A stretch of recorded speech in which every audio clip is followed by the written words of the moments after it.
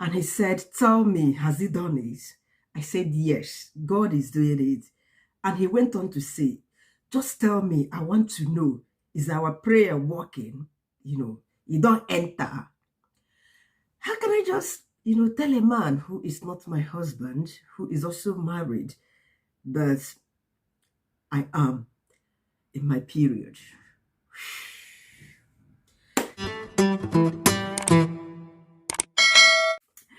All right, guys, welcome to my channel. My name is Chinyere, and I am a mother to a 6-year-old child. By April next year, my son is going to be 7. My marriage is nearly 8 years. Yeah, I married in 2014, July, precisely. So this is a reaction video. Recently, was it 2 days ago, LillyPuffs TV, she made a video about the challenges of that parents who have just one child yet they face, both internal and external challenges they face. So I decided to react to this video. Please, if you haven't subscribed to LillyPuffs TV, check her out. Linda is her name, and she goes by the name LillyPuff. Okay, she's one amazing personality I have met on the street of Whitey. She's just lovely, that she spreads this goodwill, love, kind gestures to those of us who are still, buckling up on Whitey. She's making it fantastic by supporting us in a special way that she can, by collaborating with a lot of us. So please do visit her channel and let her know that you're coming from my channel. Support her any way you can. She's almost nearing our 20k subscribers. Let's get her there as soon as.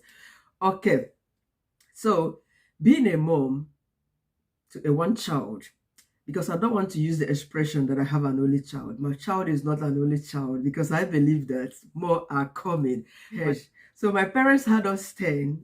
Yeah, the one passed, and may his soul rest in peace. But I would like a large family, a family of 5, minimum of 4, if you ask me.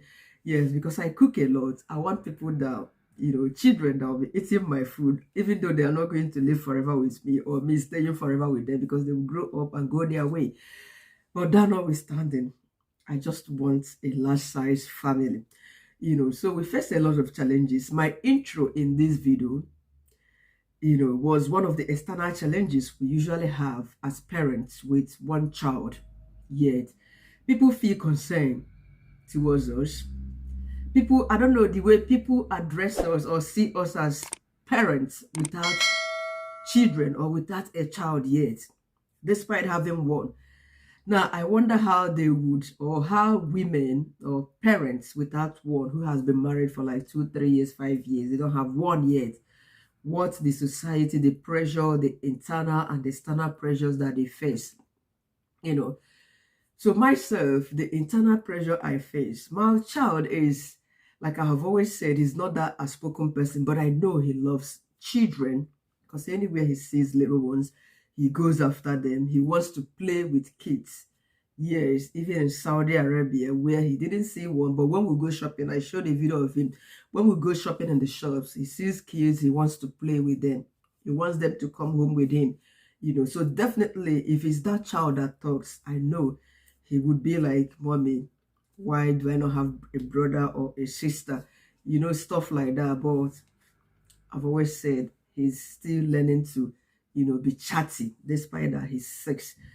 Yes, I am not blaming it totally on our lifestyle in Saudi Arabia, where we had to live all alone. No family visited, no friends.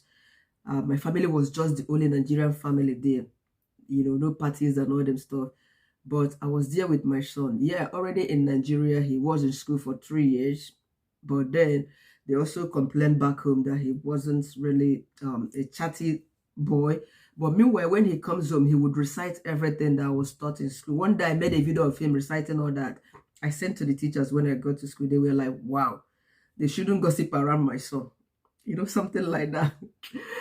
But then I wouldn't just know. Let's keep on talking about let's concentrate on the main point of this video. So I remember sometime in 2018, because I married in 2014, my husband left Nigeria in 2015. He was already 3 years in Saudi Arabia. And within that 3 years, he comes home once in a year. That's 1 month, you know. So there was a time he visited on holiday. After he left, a relative of his that has never called me to say, how are you feeling? She just called. That was about 3 or 4 months after my husband traveled back to Saudi Arabia. This person picked up her phone and called. Chi, I said, good morning, ma. The next question, Chi, are you pregnant? I was like, no, ma. When I dropped the call, I was like, what kind of question? She didn't even ask me, how are you? How is something doing? You know, I told my husband was really mad at that question. You know, so, and each time you answer call from a relative or friends, how many children have you got? You would tell them. What's happening? Is everything all right? You know, that kind of question. You'll be looking at yourself as if you are sick or something. The intro that I've just read was an old friend, you know, that recently got united again or reunited on social media. That was last month. Since then, this guy has been on my neck, that he's a pastor, that he's praying. He was the one asking me to tell him, you don't enter. My brother, how am I supposed to know? Even that day was a day to my period to start. Should I tell him no? Or should I tell him that I'm waiting for my period? Or I didn't know. I told him that God is doing it, but he still pressurized. He still pressed on to ask questions. Tell me, he knows the God is serving. He don't enter.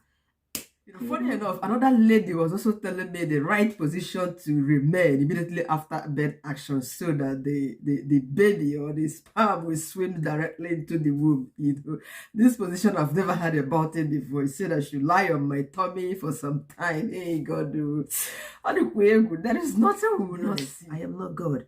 You know, so it's not absolutely easy for us. For my husband and myself, he is not pressurizing me. We are really taking our time. You know, he wasn't there 3 years into our marriage. Then when I finally joined him, joining him in Saudi Arabia was not totally because of making more children. No. At a point, he was depressed. Like I've always said in my videos, Saudi Arabia was a no man's land. We were just the only family there. He goes to work, works 8 hours, he comes home, he sees nobody to chat with. So he was sick and depressed on admission. I already got a job in Nigeria. I just started my job. 2 days into my job, he called and said, Nkem, you and this boy has to come join me over there. That he's down. He can't take this lonely lifestyle again. We didn't plan it, I must confess. That was how we landed in Saudi Arabia, my son and myself. Fortunately, life there was miserable for the fact that the psychological trauma we faced in Saudi Arabia wasn't something that you should start consummating all the time. Even if you consummate, the thing would run pretty well. Because you have a lot of problems, you know, and our major desire in Saudi Arabia was how to leave that country, especially where the child we have would have education. Because you're not thinking of having a child again or having more children where the one you already have, the one that God has blessed you with, is not going to school, doesn't see kids to play with. His birthdays are celebrated just indoors with you and him. No friends comes around. You know, that kind of stuff is crazy now. One name mother, you know. So life there was not something we could start them tenge, you know. Yeah, but God knows the best. He knows why the children did not come in Saudi Arabia, you know. So the pressure from the society is, especially from relatives, they treat you as if you do not have one. They pity you. The pity is something that I do not understand, you know, as if you never had a child. It's traumatizing when they talk to you with pity, but you have one already. So another challenge I face is this. Like I said, I love to cook. Unfortunately, I have a child who doesn't eat. Yes, my son does not eat. Sometimes you think of what to cook, you will be like, why am I even worrying myself? Where you would make the orishiri and this boy would not cook. And I love trying new recipes like baking stuff and all them thinking. But watching my weight and all them stuff, I don't get to cook them because the child you are preparing those things for will end up not eating them. Recently, I baked cake for something at home. Did he eat it? He had it that first day. The next day, something refused to eat the cake. When you put in his lunch box, he brought the cake back home. You know, so it's really killing me because he's very picky. In fact, do you know what? I spoon-filled my boy. I spoon-filled my boy. My husband used to shout, you are spoiling this child, you are doing this. But now that I've started working, do you know that he does the same? Because if you let something to eat by himself, you are going to sit there at the dining for like 3 hours. He has not finished a plate of food. Last night, as I am talking to you, I made fresh juice. So in fact, we finished eating, we left him down there. This is what I usually do. I left him there at the dining to drink a cup of tea and juice over. You know, carrots, orange juice, these things are sweet. So sat down there for like an hour. I pitied him because it was cold, sort of, though the heater was on. I had to go help him to. You don't understand. Assuming he has a sieve, you know now, they would fight over it. That one would teach him how to eat. You know, so this is another problem I face with. That's an internal problem. Him not eating is just something else. And everybody, again, feeling that I am over pampering my child. It's not my fault. To me, I would say I don't pamper him, but I'm caring for my child, you know.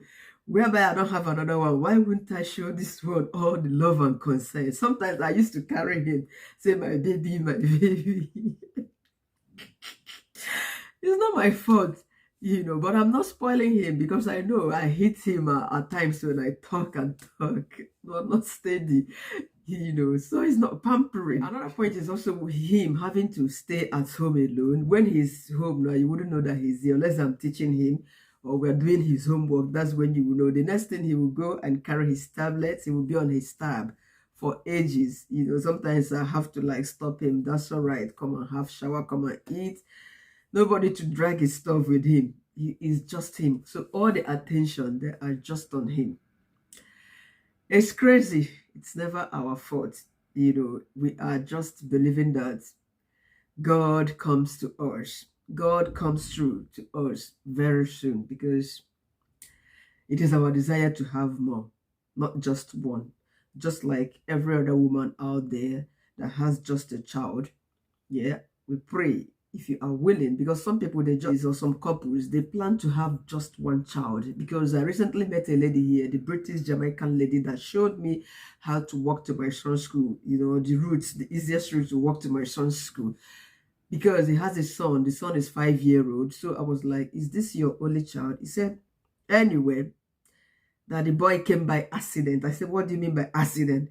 He said, because you already have one child, you know, and the girl is 20 years old. They plan to end at that, one child, a girl. But then this one happened, that they were playing, and this one happened. So the last child is 5, you know, so you can imagine that. So some families, they plan to have just one, but the kind of pity we get from the society, they don't even know what the couple have in mind or their plans. If you have one that pitying you, if you have two. I remember one man in my village that had two, a boy and a girl. Those years, they said, oh, that he's into ritual, whatever, that he doesn't want more children. He has used all the children that he was going to have to do ritual, for money ritual. 2 children, a boy and a girl. It wasn't enough for the society. Because you people should repent. You people are not God. People are not just God. Let couples that have 1, 2 to be. Yes, you are not there with them, and you don't know the internal problem or the biological problem they are facing. And who told you that they are not trying? You learn how to speak, how to talk to them regarding this thing. Sometimes you end up hurting them by what you say. All right, guys. So thank you so much for stopping to watch my contents today. Please do not leave without subscribing, like, comment, and come back next time. All right. See you again. Bye for now.